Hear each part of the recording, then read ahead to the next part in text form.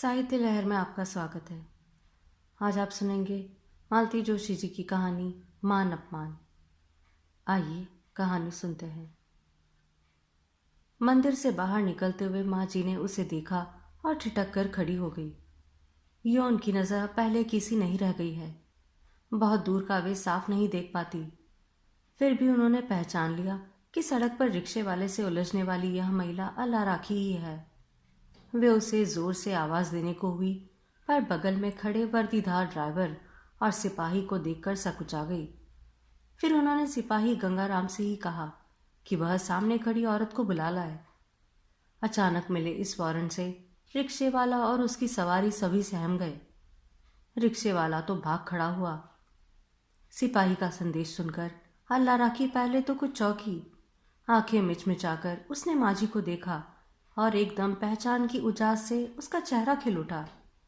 अपनी लहीम शहीम देह संभालते हुए वह आगे बढ़ी और उनसे लिपट गई। लिपटकर ऐसे रोई कि माजी की भी आंखें भर आई।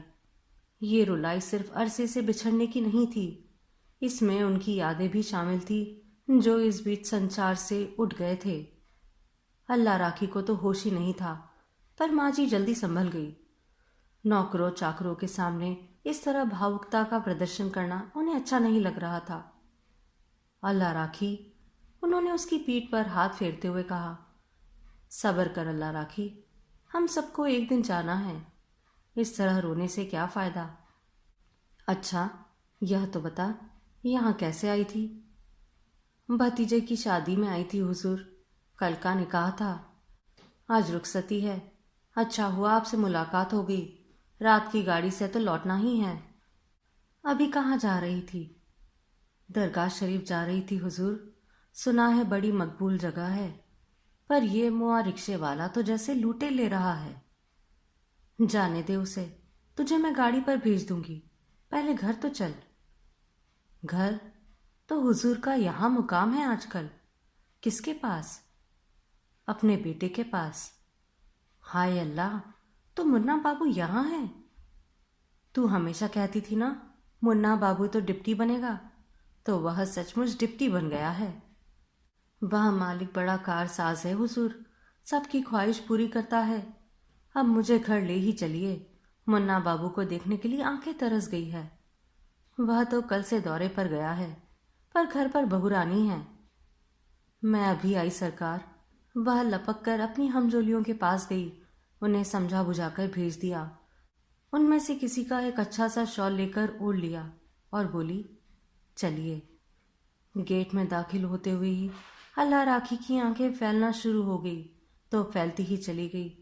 बड़ा सा फाटक, फाटक पर खड़ा मंत्री, करीने से लगा हुआ बगीचा, कंक्रीट की पतली सी सड़क और सड़क के सिरे पर खड़ा महल नुमा बंगला। अल्लाह राखी विस्मित होकर उस ऐश्वर्य को देख रही थी और माजी उसे। उनका मन गर्व से जैसे उमड़ रहा था। सिपाही ने गाड़ी से उतरकर अदब से दरवाज़ा खोला, तब जाकर दोनों की तंत्रा टूटी। विस्मय विमुग्ध अल्लाह राखी माजी के साथ सहमी सी घर में दाखिल हुई। वह जैसे आंखों में हर चीज को पी लेना चाहती थी।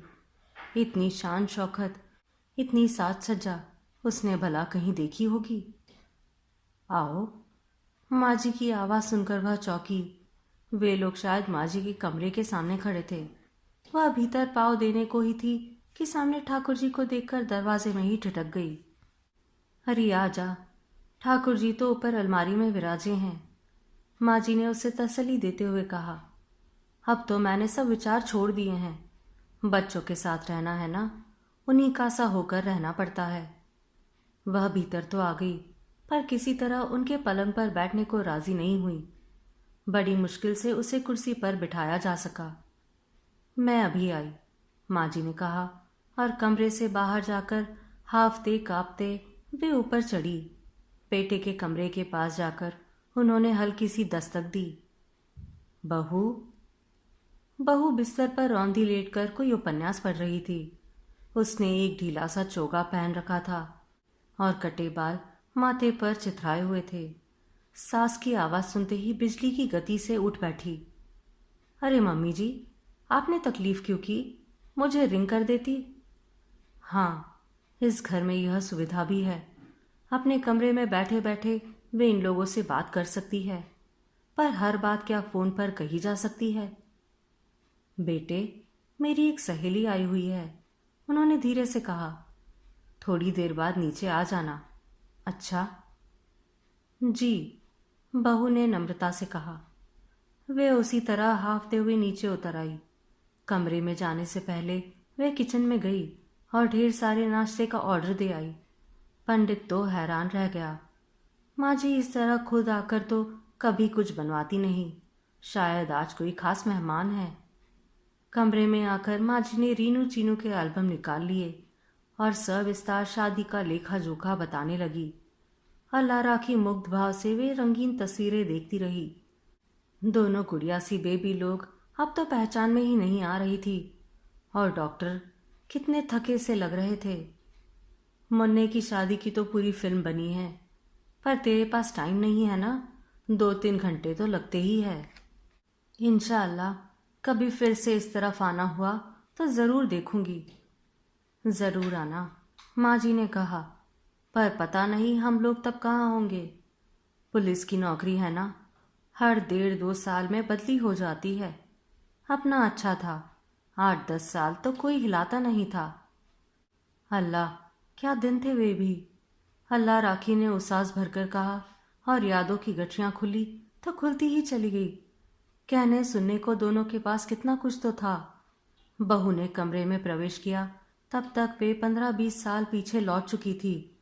बहू रानी को देखकर अल्लाह राखी तो पलक झपकाना ही भूल गई। क्षण भर तो माँ जी भी अपनी पसंद की दाद दिए बिना नहीं रह सकी।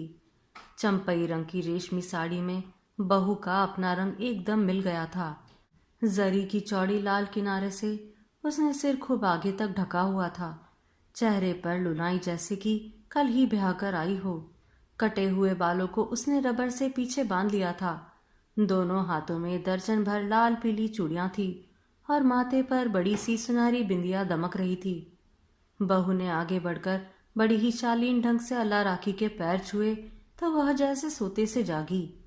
हड़बड़ाकर उसने अपने कुर्ते की जेब में हाथ डाला और जो हाथ में आया उसी से बहू का सदका उतारकर माँ जी को पकड़ा दिया।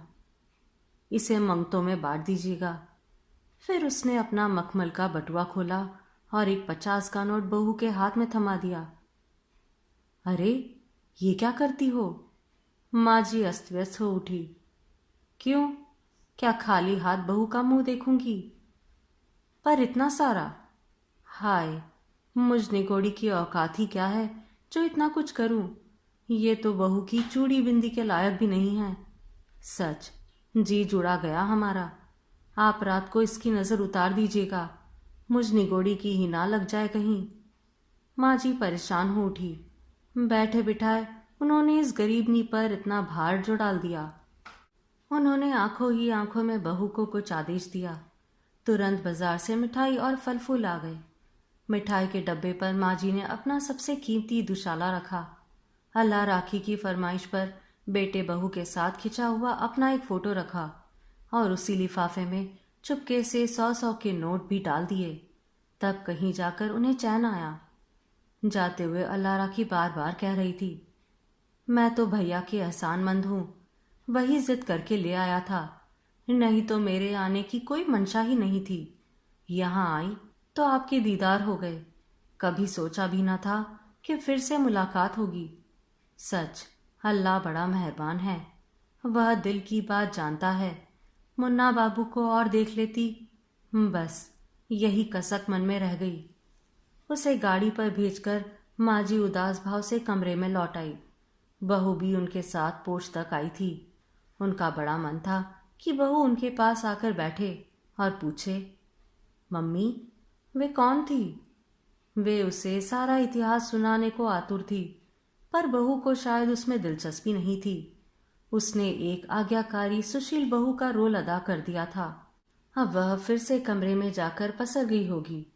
उसने फिर से वह चोगा पहन लिया होगा, फिर से अपना छूटा हुआ उपन्यास उठा लिया होगा। साड़ी तो जैसे उसे काटती है। गनीमत है कि मेहमानों के सामने सलीके से आती है, ना आती तो वे क्या कर लेती। उन्हें याद आया आज सारा कार्यक्रम उलट पुलट हो जाने से उनकी रामायण छूट गई है। वे आसन डालकर बैठ गई और उन्होंने रामचरितमानस का वह पोथी खोल लिया। रामायण से उन्हें बहुत लगाव है। जब जब उदास हुई है, इस ग्रंथ ने उन्हें बहुत धीरज बंधाया है। पर पता नहीं आज क्या हो गया, वे एक चौपाई भी ठीक से नहीं पढ़ सकी। अतीत किसी शरारती बच्चे की तरह दौड़ दौड़ कर उनके हाथ से पुस्तक छीनता रहा। हार कर उन्होंने पोथी वापस चौकी पर रख दी और हाथ जोड़ लिए। वहां से उठकर वे खिड़की के पास रखी अपनी आराम कुर्सी में आकर धंस गई। यह डॉक्टर साहब की प्रिय कुर्सी थी। यूं तो उन्हें फुर्सत ही कहाँ मिलती थी, पर जब भी मिलती थी वे सिर के पीछे दोनों हाथ बांधकर इसी में लेटे रहते थे। अपनी गृहस्थी का बहुत थोड़ा सा सामान वे साथ रखती हैं, उसमें से यह कुर्सी भी है। मन जब भटकने लगता है वे इसी में लेट जाती है, अपने आप नींद आ जाती है। आज लेकिन नींद नहीं आई, बल्कि स्मृतियों का एक छत्ता सा उस पर टूट पड़ा। कुछ देर तक तो वे प्रतिकार करती रही, फिर हार कर उन्होंने अपने आप को उन्हें सौंप दिया। मुन्ना तब मुश्किल से 8-10 महीने का रहा होगा। उन्हें दूसरे बच्चे की आहट सुनाई दी। वे तो शर्म से गड़ ही गई। 1.5 साल में दूसरा बच्चा, और वह भी डॉक्टर के घर में। और बात सिर्फ शर्म की ही नहीं थी, परेशानी की भी थी। सास थी नहीं, पहली जचकी में माँ ने निपटा दिया था। दोबारा उन्हें कष्ट देने का मन नहीं था। वे तो यहाँ आएगी नहीं, और वहाँ जाने का मतलब था रिटायर्ड पिता पर दोबारा भार डालना। उन्हें होने वाले बच्चे की चिंता नहीं थी, उसे तो वे जैसे तैसे संभाल ही लेंगी। इतना अनुभव तो अब हो ही गया था। पर मुन्ना, उस नन्ही सी जान को कौन देखेगा? वे जितना ही सोचती उदास होती जाती, और उनकी उदासी देखकर डॉक्टर साहब परेशान हो जाते। एक दिन वे बड़े खुश खुश होकर घर लौटे। बोले, मैंने तुम्हारी समस्या का हल ढूंढ लिया है। अब कम से कम तुम्हारे चेहरे पर मुस्कुराहट देख सकूंगा। क्या हल ढूंढा है? वो अपना कंपाउंडर करीम है ना, उसकी बहन को शौहर ने तलाक दे दिया है। 2 महीने से इसी के यहाँ आकर पड़ी है। बहुत रो रहा था। बोला, घर में पहले ही इतने लोग हैं, एक खाने वाला और बढ़ गया है। दिन भर घर में एक चकचक मची रहती है कि क्या बताऊं। आप मेहरबानी करके उसे आया बना देंगे तो एहसान मानूंगा। उसका भी दिल लगा रहेगा, और घर में 4 पैसे आएंगे तो बीवी का मुंह भी बंद रहेगा। बात हमारी अपनी समस्या की हो रही थी। वही तो, उसके लिए मैं ऊपर लिख रहा हूं, पर जब तक ऑर्डर नहीं आता हम अपने यहां लगा लेते हैं। स्वार्थ परमार्थ दोनों सिद्ध हो जाएंगे। अपने घर में वो मुसलमान कैसे निभेगी? डॉक्टर साहब एकदम बिफर गए। तुम्हें बच्चे पालने हैं या पंडिताई करानी है? डॉक्टर की बीवी होकर भी ऐसी दकियानूसी बातें करती हो? पति के उग्र रूप को देखकर वे सहम गई। फिर उन्होंने कोई प्रतिवाद नहीं किया। दूसरी सुबह अल्लाह राखी उनके दरवाजे पर थी। पत्नी का लटका हुआ चेहरा देखकर डॉक्टर साहब ने कहा था, देखो, मुसीबत की मारी है बेचारी। उसे प्यार दोगी तो बदले में 2 गुना पाओगी। उन्होंने झूठ नहीं कहा था। उन्होंने बड़ी मजबूरी में इस नई बला का स्वागत किया था, पर 4 ही दिन में सारी कड़वाहट धुल गई। महीने भर में तो दोनों ऐसी घुल मिल गई जैसे बचपन की सखियां हों। उन्हें तो उनके शौहर की बुद्धि पर तरस आने लगा था। ऐसी सलोनी बीवी को भी कोई तलाक दे सकता है? मुन्ने को लेकर वे भी बिल्कुल निश्चिंत हो गई। रीनू के जन्म तक मुन्ना अपनी बड़ी अम्मी से खूब हिल गया था। वह उसे हाथों में झुलाए रखती। अगर उसे लेकर रात रात भर छत पर डोलना पड़े तब भी उसके माथे पर शिकन न आती। बच्चे की टट्टी पेशाब, कपड़े लत्थे वह तन्मयता से धोती। कभी उसने नाक भो नहीं सिकुड़ा। बीच में किसी ने उनके कान में फूका कि इस बेऔलाद औरत का साया भी बच्चों वाले घर पर ठीक नहीं है। पर तब तक अल्लाह राखी घर का एक हिस्सा बन चुकी थी। रीनू के 3 साल बाद चीनू भी आ गई और अल्लाह राखी का घर में स्थान और पक्का हो गया। इस बीच उसकी नौकरी तो सरकारी हो ही गई थी, पर वह बंगले पर ही बनी रही। वैसे तो तीनों बच्चे उसकी आंखों के तारे थे। पर मुन्ने पर तो वह जान छिड़कती थी। घर और बाहर उसका अच्छा खासा दबदबा था और सब उससे खौफ खाते थे। मुन्ना का कोई दोस्त उसे मार पीट नहीं सकता था। बड़ी अम्मा फौरन लड़ने पहुंच जाती थी। ट्यूटर पढ़ाने आते तो वह दरवाजे के बाहर ही कान लगाए बैठी रहती। उसकी दहशत के मारे बेचारे बच्चों को डांट भी नहीं पाते थे। मुन्ने की शर्ट पर जरा सा दाग या सलवटें रह जाती तो धोबी की शामत आ जाती। मुन्ने के पैरों में कांटा भी गड़ जाए तो माली को 100 बातें सुननी पड़ती। रसोई में तो खैर उसका गुजर नहीं था, पर किसी दिन सब्जी में मिर्च तेज हो जाती या दूध में मलाई कम पड़ जाती तो महाराजन के प्राण सूख जाते।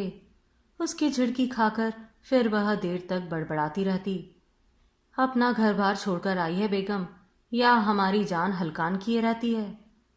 करीम लेकिन बहुत खुश था, बार बार कहता, हुजूर का इकबाल बुलंद हो, आपने इस दुखियारी की गोद में अपना बच्चा डालकर उसकी जिंदगी बना दी। दिन मजे से कट रहे थे।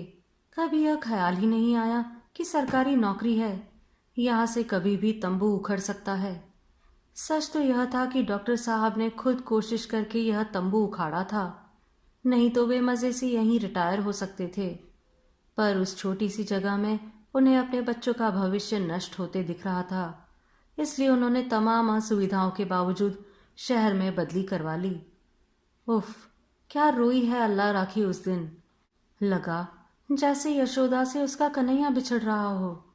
उन्हें लगा कि सभागिन से उसका खिलौना छीनकर वे बहुत बड़ा अपराध कर रही है।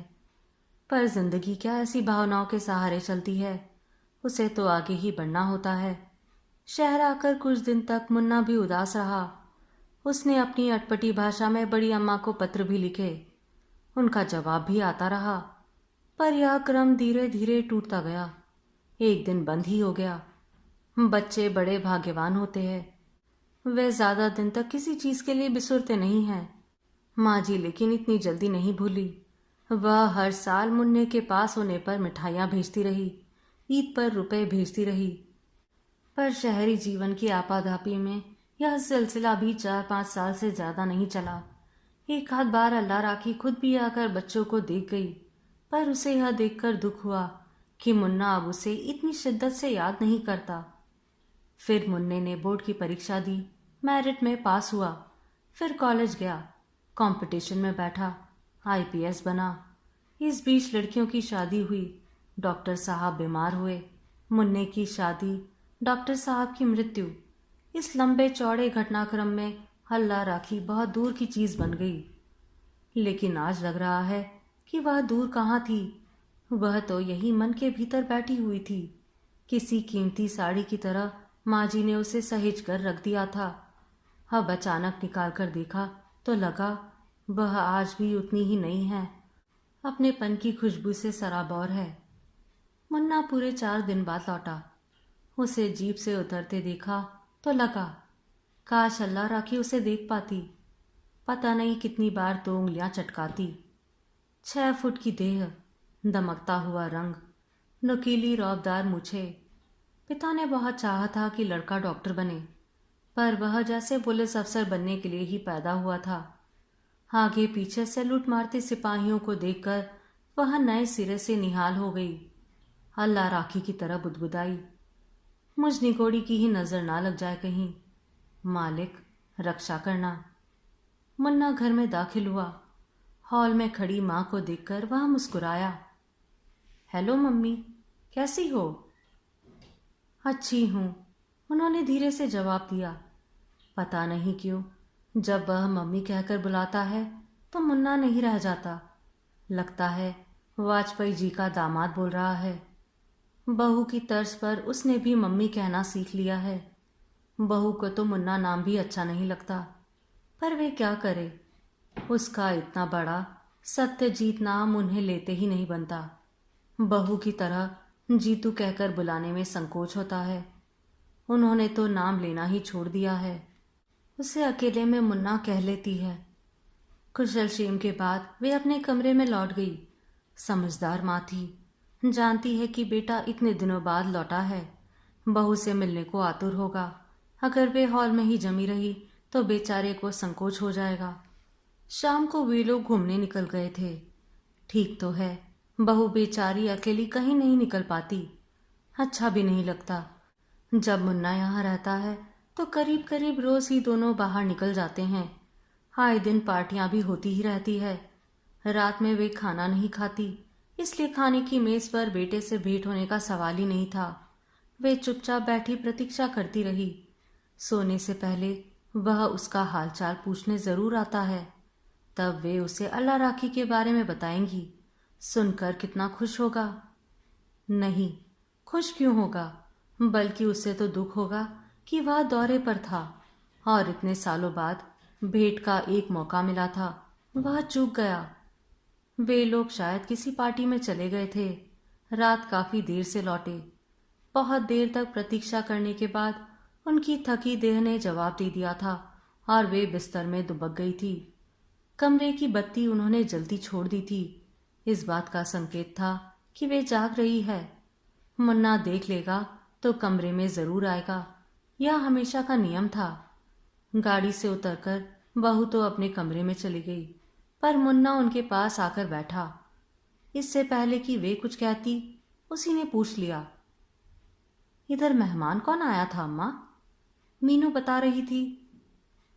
अरे, तेरी बड़ी अम्मा आई थी, उन्होंने हुलसकर कहा। बड़ी अम्मा? मुन्ने के स्वर में आश्चर्य का भाव था। अरे, अपनी अल्लाह राखी, भूल गया क्या उसे? और उसके उत्तर की प्रतीक्षा किए बिना ही वे पूरी गाथा सुना गई। कैसे अचानक उससे मुलाकात हो गई, कैसे वे उसे अपने साथ घर ले आई। यहाँ का वैभव, शान शौकत देखकर उसकी आंखें कैसी फटी की फटी रह गई। अपने मुन्ना बाबू को ना देख पाने का उसे कितना मलाल रहा, और बहू को देखकर तो वह ठगी सी रह गई। वे बड़े गर्व से बता रही थी, और बहू ने पैर छुए तो ऐसी गदगद हो गई कि बस। क्या कहती हो अम्मा, मीनू ने उसके पैर छुए थे? मुन्ने ने बीच में ही टोक कर पूछा। अरे हाँ, वह इतना खुश हुई थी कि बस। बोली, आजकल इतना आदरमान कौन देता है? जानते हो, उसने पूरे 51 रुपए मुंह दिखाई के दिए हैं। तुम कमाल करती हो अम्मा। मुन्ने के स्वर में अब भी वही हैरानी, वह वही तल्लकी थी। बहू से एक नौकरानी के पैर पड़वा लिए? वे हतप्रभ रह गई। उनके सारे उल्लास पर जैसे पानी पड़ गया। एक मन तो हुआ कि कह दे, बहू ने अपने मन से ही पैर छुए थे, उन्होंने नहीं कहा था। पर इतना बड़ा झूठ वे नहीं बोल पाई। यह सच है कि उन्होंने कुछ नहीं कहा था, पर यह तो सच है कि अल्लाह राखी का परिचय उन्होंने अपनी सहेली के रूप में दिया था।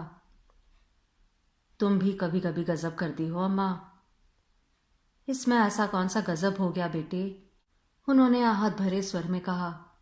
वह औरों के लिए नौकरानी हो सकती है मुन्ना, पर तुम्हारी वह माँ थी। पूरे 11 साल तक उसने तुम्हें छाती से लगाकर पाला है। तुम्हारी बहू उसके पैर पड़ लेती है तो कोई अनर्थ नहीं हो जाता है। तुम बात को समझती नहीं हो अम्मा। कम से कम यही सोच लिया करो कि तुम्हारी बेटी कितने बड़े घर की बेटी है। बेटे, लड़की का अपना कुल कुछ नहीं होता। वो तो जहां ब्याही जाती है उसी घर परिवार की कहलाती है। पर अम्मा, मान लो वह मना ही कर देती तो तुम्हारा कितना बड़ा अपमान होता। और क्या वह मुझे अच्छा लगता? उनका मन हुआ कि कह दे, अरे वह पराए घर की लड़की, वह क्या अपमान तो तुम कर रहे हो, तुम जो मेरे अपने जाए हो। पर अब इतनी बात कहने का भी उनमें हौसला ना रहा।